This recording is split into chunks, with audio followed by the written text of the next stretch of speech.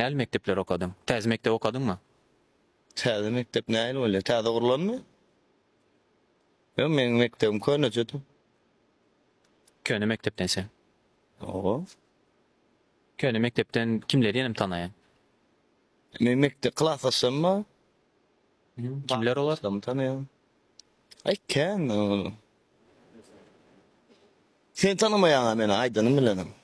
Esbektir bartym şolaň arasında. Yo, esbitir menden ula ol. Başka mektepde okada. Abdy daýy. Ona vapşe tanımam göremem.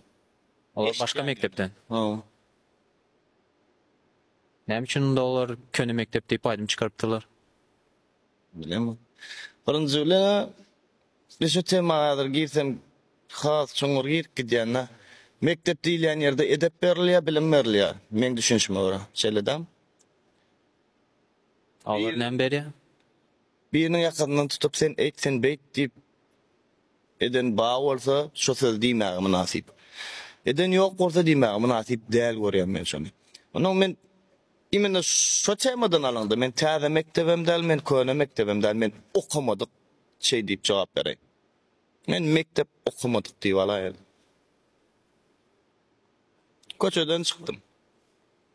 Köçe mektep. Köçäň terbiyesi.